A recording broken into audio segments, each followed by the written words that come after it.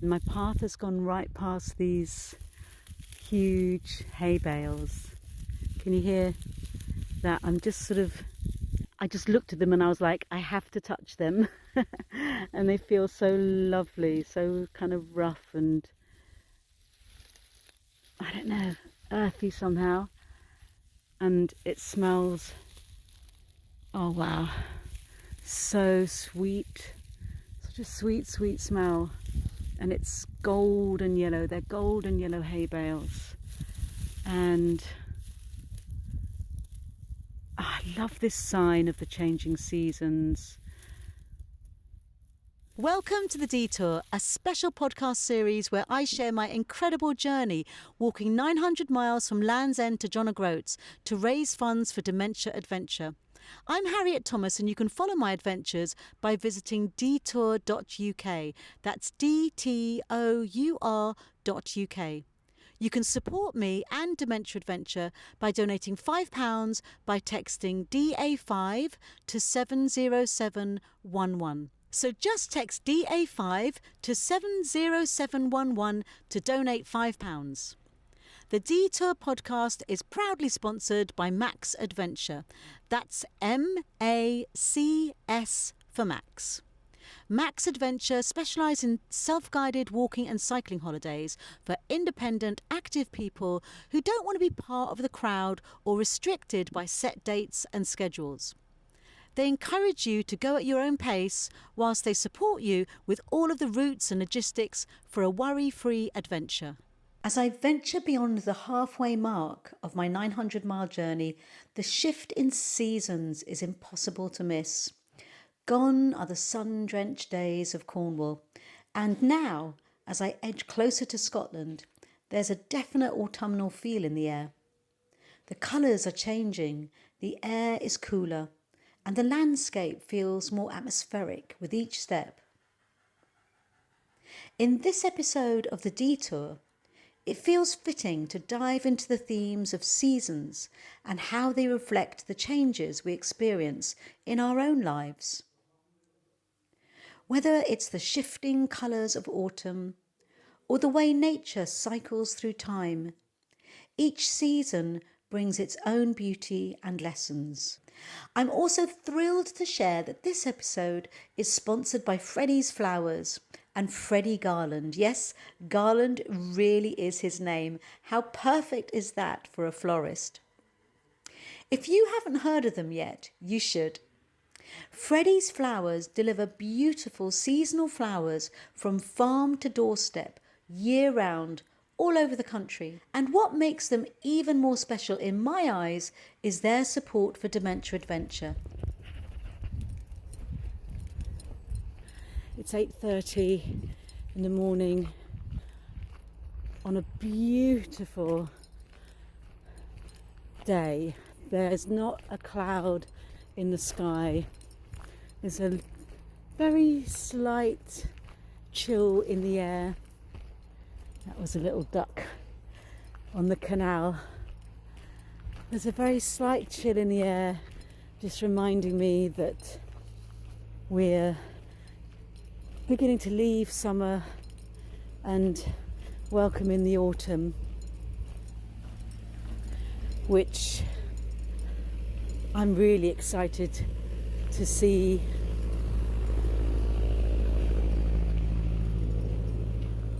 I just realised what the word to describe this day is, and it's mellow. So it's still warm, but it's not that crazy heat that I experienced in Cornwall that was really fierce, you know, between sort of 12 and 3. It was really fierce, and I would love it when it got to about 4:35, because you'd feel the whole of the land beginning to cool down, and the heat from the sun beginning to dissipate a bit, and the light becoming softer and more golden. It's just like the world is saying, we're closing down summer now, and we're just moving in to autumn. And now I'm leaving the canal behind and out on the fields again, and walking across a fallow field. This is one of these paths that isn't really a path, but it's just a permissible way across a field. Luckily the field has all been harvested, it's been ploughed up, and it's just here brown and fallow, and no doubt perhaps it's going to stay like that until the spring. It's one of the sights I actually really love about late autumn and winter, is the brown fields that have been harvested and are now laying fallow, just resting. It's a time of rest and recuperation, and the fields are gathering their strength so that they can provide abundance for the next year. So I know some people find the brownness of winter depressing, but I don't actually. I absolutely really love the browns and greys of winter. And as I say, for me, I just feel the land is resting, getting ready to put forth its beautiful green in the coming spring. As some people have said, I'm walking into the weather, but as far as I'm concerned, I'm walking into autumn, and I love autumn. It's my favourite season. I'm actually quite excited about it. I've got absolutely so many snacks you wouldn't believe. I mean, half of my rucksack is snacks, because I'm a little bit like, oh, I've got to have enough food. It's funny how these same topics keep popping up, isn't it? Food has certainly been on my mind since before day one of this journey. Back in episode 3, when Sue and Raja joined me for a walk in Monmouth, we explored how food shapes our lives and connections, and I've been thinking about it ever since. That's what being outdoors does. It really gives you a great appetite. Last week, I had the pleasure of meeting someone who really digs into the source of our food, James Cox, the head gardener at another place in Ullswater in the Lake District. Like many of us, James got his start in gardening by helping his granny in her vegetable patch. Today, James works his magic in another place's kitchen garden, keeping their restaurant stocked with fresh, organic produce. And it's not just vegetables. James also grows mint for the bar's mojitos, a touch of summer I'm sure Nancy and Agnes would appreciate. Do you remember Nancy and Agnes from episode 8, who love a bit of whitewater rafting, mojitos, and happen to have dementia? Hello, I'm James Cox, head gardener at Another Place the Lake. But yeah, the idea of seed saving is something that even we came to not many years ago as something that we could seriously try and do, and not just in terms of saving money. It's not usually something that saves a lot of money, but essentially in having something that you then control the full cycle of, and just to see you grow something, it flowers, you take the seed off it, and that's always a wonderful experience. Again, I get excited by things like that. That's just me. And essentially then putting it back in the ground or back in your pot and seeing it grow again and be the same thing, there's a miracle in that. That's amazing. Again, this design, it just seems so beautifully designed. It works, and you have successes and failures and things work better or not, but generally that's things we've done wrong. It's not what has gone wrong in nature. It's we've done something wrong usually. And I always say to people, there's no guarantees in horticulture, but there are ways of doing things where you give yourself the best chance. But essentially seeing that whole process and having sort of control over that in a world that we have so little control over is just a wonderful thing. And I think that speaks a lot to our desire within us to be creative as well. So that's something that I've enjoyed and try to do more here. I totally agree with that. And I find like in my garden, I always grow runner beans and broad beans. Lovely. And they're so easy.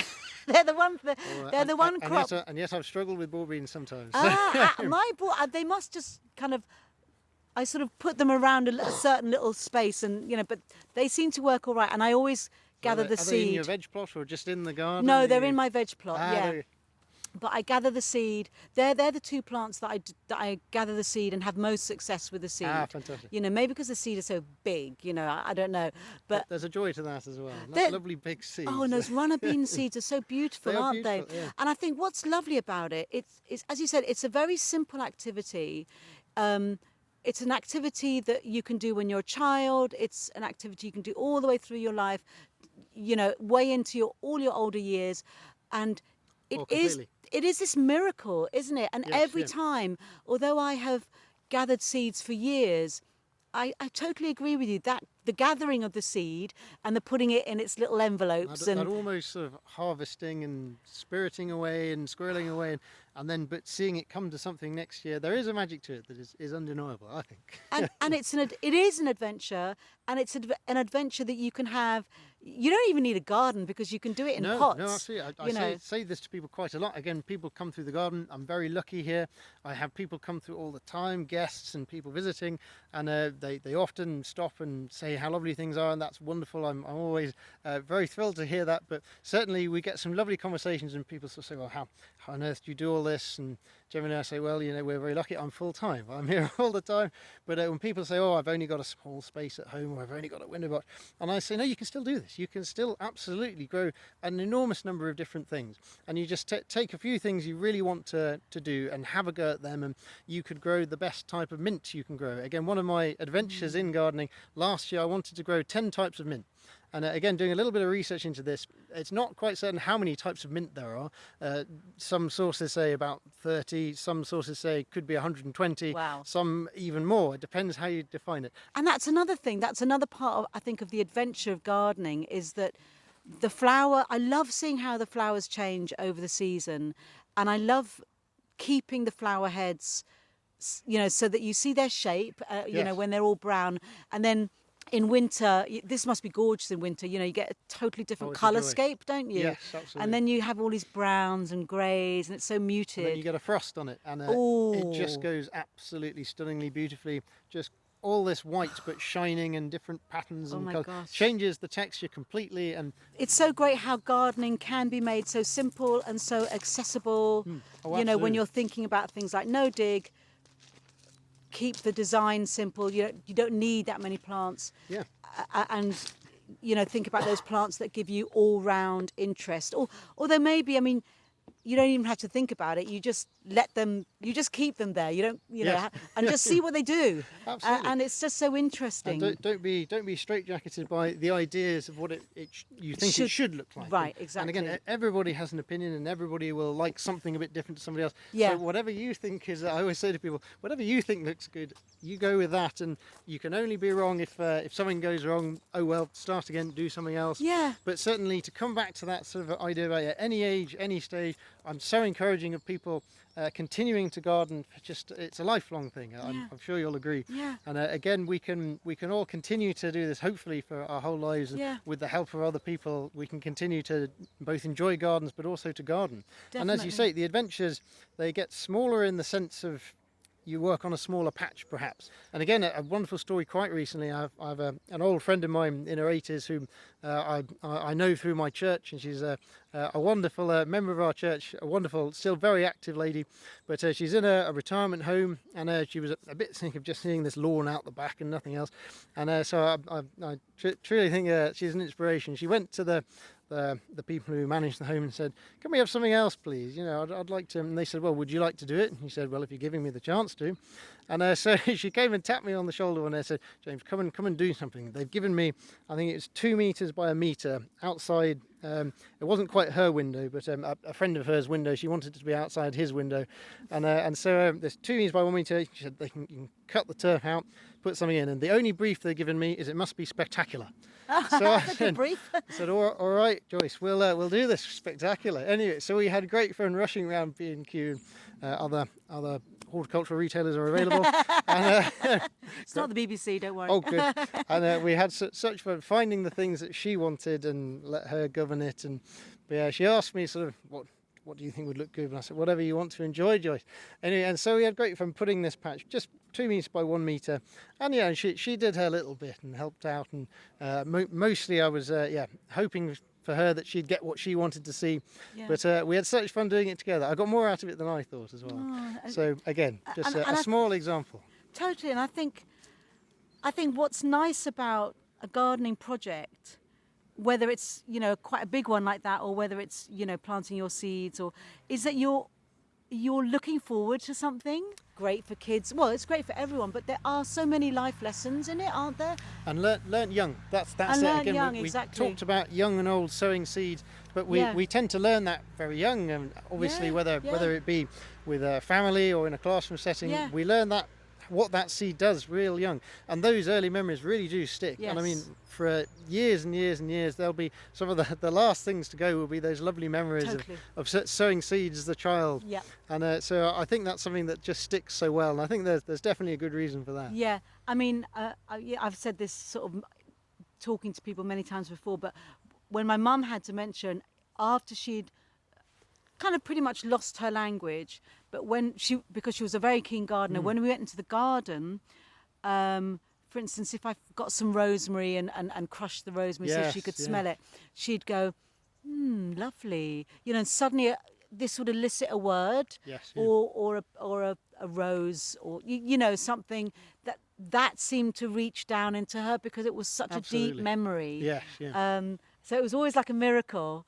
And that the garden, another miracle that the garden provided was to sort of connect me and my mum, and to connect her, again to this thing that she loved, which was gardening. And that is incredibly valuable. Thank you for telling me that. Even for me, I have the lovely glass house up there. I grow tomatoes in it earlier in the year. And I have just on the porch, there's a windowsill either side, and I grow a tomato up either windowsill and over the top, and I try and form them into an archway. And just so as people come in, they'll sort of brush the leaf and get that tomatoey smell. If you like tomatoes, it's the best smell in the world. I love but that brushing smell, past a tomato or putting your hands into rosemary, and again, just the smell just cascades off, and it is gorgeous. There's not enough words to describe. You're right. So, should we walk towards the greenhouse? I'd love to see it. I saw it yesterday and admired it very much. Drag you into the veg patch. Definitely want to see the veg patch. Our pride and joy. I want to eat a tomato now. We're going. Please do. We're going past these. Come and have one from up this end. There's they look so tasty. Adventures in safe seed.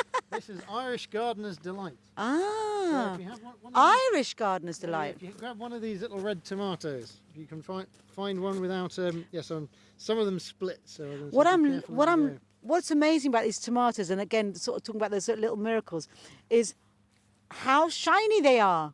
They look so beautiful and shiny, don't they? Again, what do you think about that? Oh my gosh. It's not bad, is it? That's so good. I mean, that is like a fruit, isn't it? It's sweet, isn't it? Yeah. So again, the little ones, I mean, the bigger ones, feel free to have another as well. Just watch out where some of them split a bit, and they'll have to be avoided. But if you can find a nice big shiny one, they're absolutely delicious. But the small ones, I think somehow they just have that extra sweet pop. Do you find guests come down here and just like they're eating all your tomatoes? As they pass by, we drag them in and off. Again, I do love to see people, and particularly kids as well, coming in and grabbing things off the plant, because there's just nothing like it. And, no. Again, I as you can imagine, I force my children to eat homegrown broccoli, and they dislike that. But anyway, but you can find little victories, sweet tomatoes. They love coming out and grabbing mange tout off the plant, and they'll eat and that. even runner beans when they're young. I eat them raw. I think they're yummy. Absolutely. I think a lot of fruit and veg is just better eaten raw, straight off the plant. Exactly. Again, we've just recently taken down our old mange tout. We've got some new growing down the end, the next successional run. And we can't help but go past and grab a mange tout and eat it as we go past. Some of it does eventually get to the kitchen, but we can't help ourselves. And I noticed you've got a lovely chair here, so there's a beautiful chair. I was going to say, after you're walking, again, you might appreciate the sit in this lovely chair. And is this a beech hedge? This is hornbeam. Hornbeam. So again, beech-like, but so nice. and it's a different species. Oh my goodness! And now you can see that's a bit of a we view. Put the bench here. So basically, you're kind of looking down a corridor in the garden, and you can see the boats. There's a boatyard there on the lake. And then what's that tree that's kind of beginning to go a bit autumnal beyond where the boats are? That one, I Yeah. think that's probably a beach. I think It's a I can't- beach. He's just in the boatyard, so I can't tell you exactly for sure. So there's a beach, and then beyond that, we've got the moors and the mountains and the fells. So, and Just quite beautifully, right in the middle is Hallin Fell. Hallen And that one Fell. you can just see, or we can see the obelisk on top. Oh, yeah. There's a stone obelisk right on top. There was a gentleman who went round the Lake District in the 1880s building obelisks on various fells, and Hallin Fell, I think, was his biggest. Oh, And, really? that's Hallin Fell right in the middle. And then it's got this lovely commanding view down sort of two sections of the lake. You have the most wonderful view for not too much effort climbing up. If you parked at Howtown or even further up, Oh, yes, you get a really good view for a not too stressful walk. But it's very special to me, Hallin Fell, because up there I proposed to my wife. So for me, this is the best spot in the world, because I have that memory. You can always remember. You can sit here and just remember that lovely You day. see, I tell people that I can't help myself. I'm glad she said yes, though. Imagine if she said Oh, that no. would have been a very different story. I Yeah. don't think I'd Never be here. sitting in this chair ever again. Yeah. What a great place to propose. It's a very special place. but That's lovely. Certainly, we're so blessed with this view here, and I think it's. I say to people, it's the veg patch with the best view in the world. I am reckon it biased. must be. It absolutely must be. I absolutely loved talking to James. I could have stayed there all day, chomping on those tomatoes. And the story of Joyce and her incredible garden plot was just beautiful. What a joy for James and Joyce to create something so special together. There's so much about that story that resonates with me. It's such a lovely reminder of how important it is to have something meaningful to nurture, especially as the seasons change. Speaking of nurturing, I'm thrilled to introduce Freddie Garland from Freddie's Flowers. Freddie and his talented team specialise in bringing the beauty of seasonal arrangements right to our doorsteps, helping us to connect with nature all year round. Just like Joyce's garden, their flowers inspire us to appreciate the changing seasons and the joy that they bring. I first heard about Freddie's Flowers earlier this year when they hosted a flower arranging webinar. Fiona, the CEO at Dementia Adventure, and I had a lovely chat about it as I was preparing for this podcast series. It's always nice when things come full circle, isn't it? We had this wonderful Saturday morning seminar, flower arranging demonstration by Freddie's Flowers, and Freddie himself delivered that demonstration, and that was superb. I mean, we had about 75 people tune in on the day. Well, that was, in many cases, there was more than one person behind the camera, so that was just lovely. So, and they'd all received flowers themselves, and they were able to either work in ones or twos, putting these beautiful arrangements together as Freddie was doing his. It was a wonderful, wonderful thing. Now let's hear from Freddie himself as he shares insights about his amazing flower arranging initiative that he ran online to celebrate Dementia Adventure's 15th birthday earlier this year. So my name is Freddie Garland. I started Freddie's Flowers 10 years ago now, back in October 2014. I suppose, my mum and dad, they owned a flower shop in Wandsworth in Pimlico, which they had for 30 years. And so I have this unbelievably nostalgic feeling around flowers. I remember the hustle and bustle of the flower shop. I don't know, sort of Christmas time evokes certain memories, the scent, the smell of the place, the creativity, the sort of visual feeling when you walk in there. It was a great hub of like conversation and activity, I suppose. I have experienced people with dementia, and it's one of the most heartbreaking, sort of difficult things I've witnessed.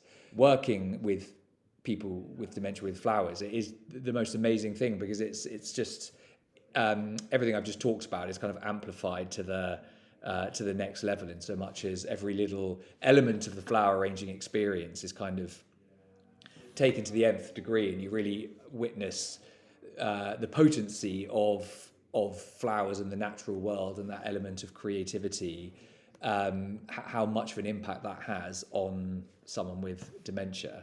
And honestly, it's an extremely moving experience.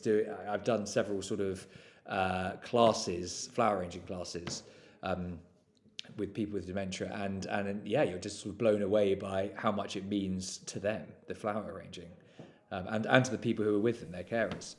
Part of the overall thing is bringing a sort of tangibility with nature to people, so that they kind of can appreciate, whether it's through the colours or the sense of what's going, seasonal flowers that are going on outside, but also reflecting the colours of the season. So, for example, we're in autumn now. We're going into lots of golds and oranges and foliage and things like that. And I suppose it just evokes what's going on outside in a lovely way inside. And you're quite right. If you're unable to be outside, this is just a sort of hint of that in your home, which is pretty nice.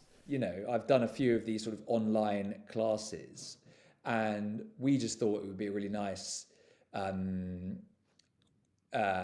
session for people on a Saturday morning, which, one thing I've learnt through the work we've done with Dementia Adventure is quite the volume of work looking after someone with dementia can be, and the sort of, not the toll it takes on people, but I suppose that how it's a full-on non-stop thing, and possibly they're not therefore able to do as much as others. This is the carers, and maybe a Saturday morning is a time whereby that's almost most pronounced because everyone else is having a lovely weekend. And I suppose, and we just thought this would be a really nice session to kind of put a bit of a focal point on a time of day, and try and create some community out of something whereby otherwise there may not be a community present. And we were able to get flowers to people on a sort of pre 11 a.m. delivery. And the carer, managed to set up a sort of, we had a Zoom link, and it was just a pretty simple link through. And then it was just a fairly amazing hour. I mean, I treated it much like I have done many of these things before, except with the knowledge of, the length of time I should spend on each stem. I just wanted to say that before I hosted this webinar, I spent some time with Ruth, who is a program manager at Dementia Adventure. This helped me really understand why flower arranging is such a powerful and meaningful activity for people impacted by dementia. Ruth also provided me with some fantastic tips to ensure everyone could make the most of the morning. Here's a little snippet of our conversation. Often for people living with dementia, they're having to process everything. Their brain is working so much harder for us. But when we're doing something like a sensory activity, it doesn't require any factual information. They're not having to use that factual recall part of the brain, so they can use it to reminisce. They can talk about those times. It might just be a case of they want to talk about what's in front of them, the colours, the smell. So there's so many different ways that flower arranging can really engage somebody. And what we'd encourage people to do is just go with the moment. Don't necessarily think about that finished product. It's not that is important, although that is beautiful, obviously. It's at the end, actually, it's the being a part of that and creating that experience and using that time to maybe reminisce, or maybe just, see where the conversation takes you. And sometimes it's about finding out what somebody can do. So when I'm working with carers, we talk a lot about it. Maybe somebody can't do the whole process, but maybe they can support that process. Nice. And I imagine it actually kind of is a lovely thing for a great sort of creative activity for a couple of people to do together and kind of create something around their day. Would that be true? Sort of create 100%. A nice talking point, or just something to look forward to, I suppose. Yeah, definitely. And I think it's lasting as well, isn't it? So it could be something to really look forward to. Look, we're going to do this today. Look at this bunch of flowers. This is beautiful. So you can start the conversation there. It gives a meaningful, like a meaning and purpose to that person's day. But also when they've done that and they've enjoyed that time together, they can also, I don't know, display that on the table maybe, or in the living room. And it's a reference point. How lovely was it when we did this together? And again, it doesn't necessarily create, need that factual recall. Somebody might not remember putting the flowers together, but they may definitely remember how it made them feel enjoying that activity with the person that's supporting them. And do we feel this is for everyone? This is Absolutely, 100%. Yeah. I mean, for everybody, what we talk about doing is adapting it and making it personal to the person you're supporting. So you know their limits, you know what they're able to do and what they're not, but it's really about encouraging somebody to join in as much as they feel they're able to. It's amazing for all of our well-being, definitely. But yeah, that becomes really key when we're living with dementia. yeah, Statistics show that actually around 40% of people living with dementia will experience depression at some point in their journey. So the yeah. more we can do to increase that, like those well-being opportunities, the more we can support somebody to keep that mood lifted. And what can't lift your mood when you're looking at flowers? They're just absolutely beautiful, aren't they? So I'm just leaving the lovely town of Jedburgh and heading for Galashiels, and I had a lovely hotel actually, and a very nice hotel owner. And I can't believe how you can just walk for a day and suddenly people are speaking with a broad Scottish accent. How come accents seem to just literally change as you cross the border? They don't kind of morph or transition. They just completely change. It's really interesting. Anyway, and it's one of the things I hadn't kind of thought about when I did this walk, was that as I've travelled through the country, the accents have gradually changed. It's amazing. Our regional accents are very much alive and well, and they really form a part of the places that I've travelled through. So the accent has suddenly changed. It's noticeably colder. It's a beautiful day, absolutely no clouds in the sky, but it's noticeably colder, very cold. Well, not very cold, but definitely going to put my gloves on. Got my hat on and my coat on, and I can see I'm going to have to quite soon. Won't be surprised if I'll have to put on my down coat under my thick raincoat soon. So yeah, very excited to now be walking in Scotland. Change of country, changes in accents, changes in seasons. All this really got me thinking about routines, how they can shift, and how that affects all of us, especially people living with dementia and their carers. Sue Hinds from Dementia Adventure is here to explore this further for us. She'll dive into the impact of changing routines, particularly at this time of year when the days grow shorter and we all adjust our daily lives. So, Sue, over to you. So, I wanted to pick up on the change in seasons that Harriet is experiencing and talk about something that affects all of us, whether you're a carer, a person living with dementia, or simply navigating the shifts of everyday life. As the seasons change, particularly as we move from the long days of summer into the shorter, cool days of winter or autumn, even, we all experience changes and disruptions to our routines. We also often create new routines which take us a little time to get used to. Some we get used to immediately, but some do take that little bit longer. And some of these changes and the adaptations we need to make can be challenging as well for us as we make the transition. I think as we reflect really on the summer months, we can acknowledge that life had a slightly different pace. I know mine did. It was full of different activities, lots of foods and experiences that I associate with the summertime. There's often more light, more activity, and a natural openness to spending time outdoors and doing outdoor activities, engaging with nature, and so on. But as we shift into autumn, these routines and the activities and the sights and the sounds, even the colours that we see, change. Even the foods that we eat tend to change as we go into autumn and winter. The days have got shorter, the weather is cooler, and life takes on a completely different rhythm. And these natural seasonal shifts and our responses to them is something we notice and we connect with. Perhaps we take joy in them. We like the difference of the seasons and that we mix things up a little bit.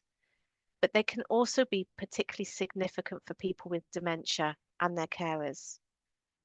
We know that a well-established routine is often a vital tool for maintaining a sense of calm and predictability for a person with dementia, giving them the connection for their identity, their attachment, their inclusion, who they are, and what is of meaning to them. As autumn emerges, the fading daylight at an earlier time as well, and the changing of the clocks by an hour can impact on a person's circadian rhythms. That's our body's natural 24-hour clock, and these rhythms can really significantly be affected by light. In addition, the changes in light can make it harder to understand what time of day it is. And the activities have changed, the foods have changed. And so the signals that help you and me and give us a guide and our ability to cope have all become mixed up and take some time for us to adapt to. All of these changes and our ability to adapt to them are often associated with words and language that you might have heard before, such as confusion or disorientation, sundowning, pacing, wandering, and so on. Yet, what's really important is to understand why the person is responding in such a way, not just that they're responding in such a way. So, it's not just a label that the person is confused or the person is sundowning. What we really need to do is ask, for example, what is the person confused about? Is it about what time it is? What's expected of them? Recognizing the room because there's been some subtle changes so it doesn't look like it's supposed to look to the person. Why is the person pacing? Is it because the light is triggering their thoughts that they may need to be somewhere else, such as collecting the children, cooking the tea, or expecting something to happen but not sure exactly what that something is? In addition to all of these experiences for the person with dementia, carers can often feel that the early evening in the autumn and winter months are especially tough. It's that time when you're getting tired yourself or trying to manage other household tasks, such as preparing a dinner, cleaning up, helping children with the homework, preparing lunchbox for the next day, and so on and so on.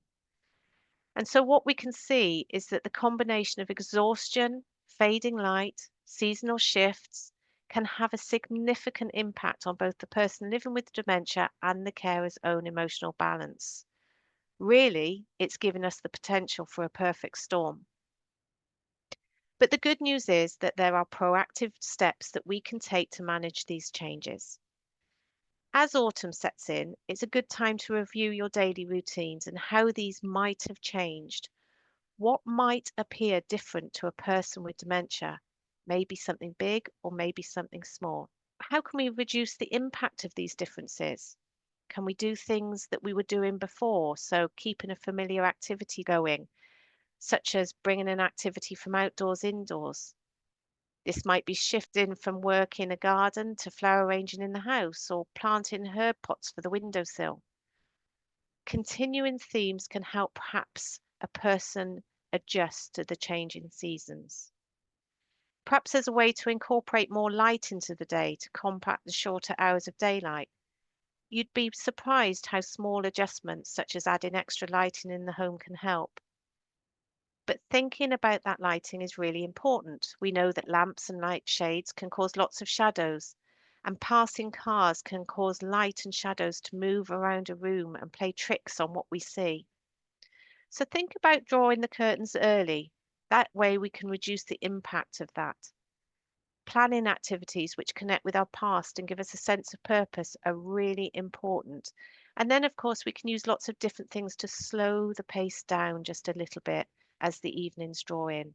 We might use music, familiar TV programs.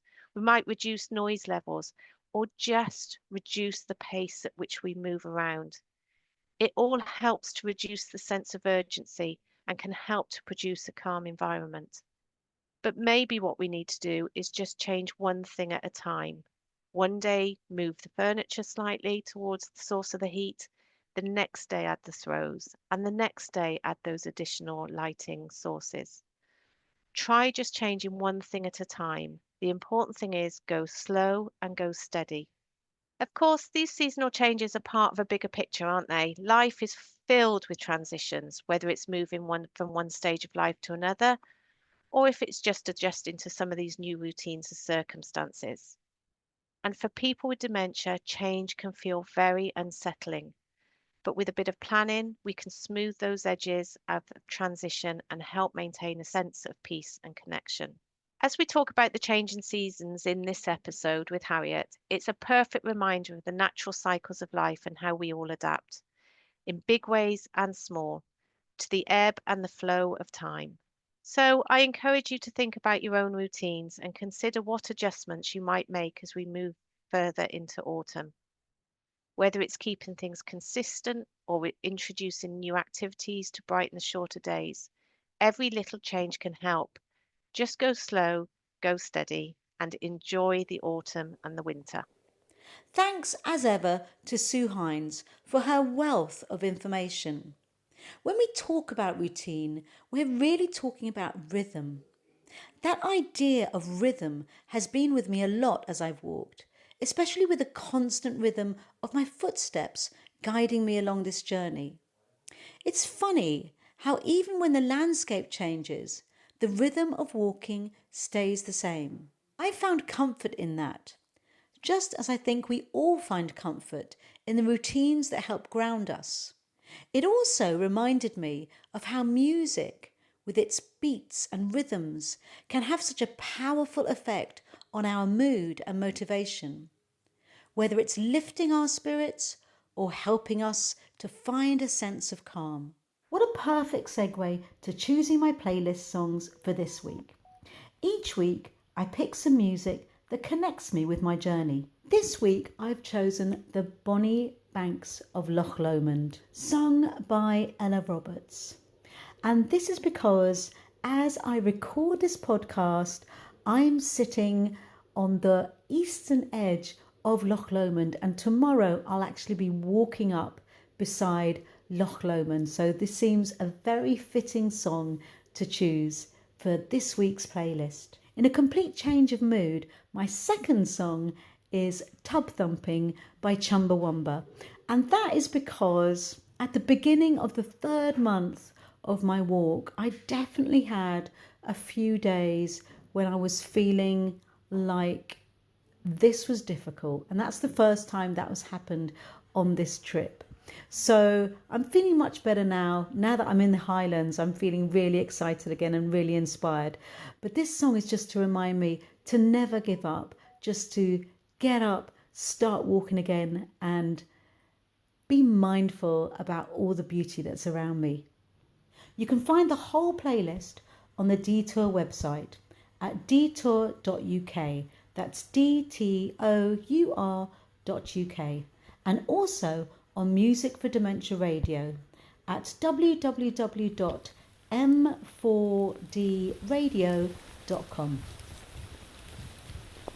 It's day 57 of the 900-mile detour, and I'm leaving Galashiels in Scotland to walk to Innerleithen. And as you may be able to hear, it's a typical autumn rainy day, and I've got my waterproof trousers on and my waterproof coat, and then on top of that I've got my waterproof poncho. Just checking the sign here. Yeah, they're all pretty good quality, so I feel pretty dry so far, but it is only 8:30 in the morning, so let's see how it all goes. Obviously my boots are waterproof and my socks are also waterproof, so I am one waterproof person. So we're going to see how this goes. I've just walked through a lovely bit of woodland and walking on a carpet of copper coloured autumn beech leaves, which is always a favourite of mine. So I'm heading out to Upland now. So yeah, I'm on the Scottish Upland Way. So yeah, I should be in the full force of the rain.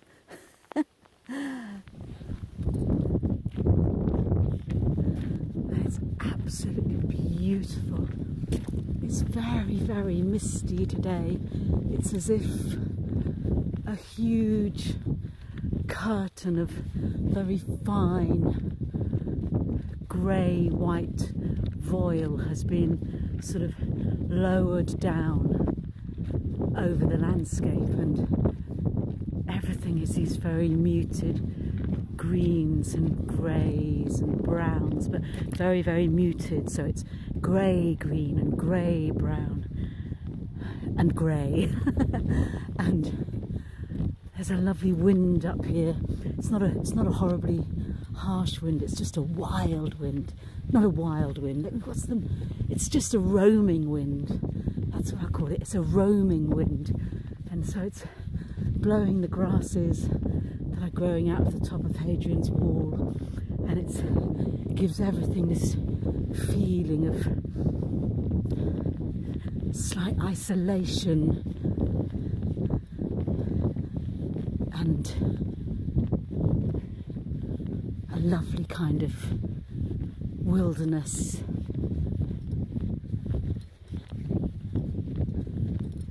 Black crows kind of soaring at about my level on the other side of the wall.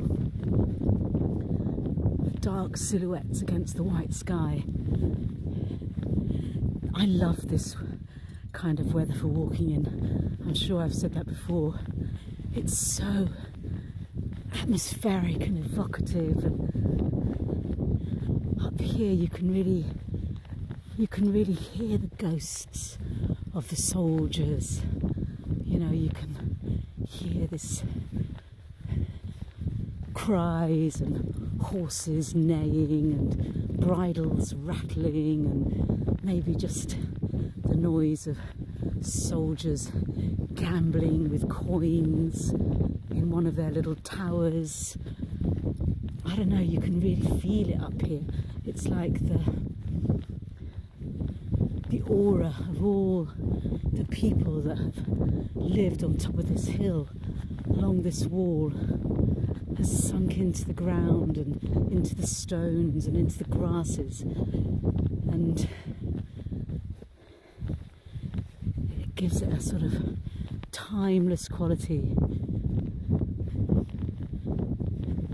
It's fabulous. I've really enjoyed exploring the natural cycles that govern not only the seasons but also our lives.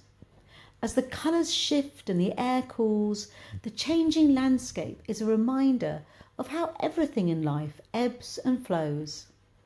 Like the cycles of a garden or the rhythm of our days, each season has its own beauty and lessons to offer. The idea of seasons mirrors the changes we experience in our own lives, the ups and the downs, the periods of growth and the periods of rest. This concept is especially relevant when we think about dementia, where the cycles of memory, mood and energy require constant care and adaptation. Next week, as I continue my journey through the Southern Upland Way and along the River Tweed cycle path, I'll be facing new challenges in Scotland's mist-covered Munros. With the days growing shorter and the weather more unpredictable, staying motivated will be key. We'll also be diving into the topic of mood and motivation, exploring why it's sometimes hard to get up and go, both for people living with dementia and for those who support them. I'll be sharing tips on how to lift spirits and stay focused, all while taking a much needed rest day in Linlithgow. See you on the trail.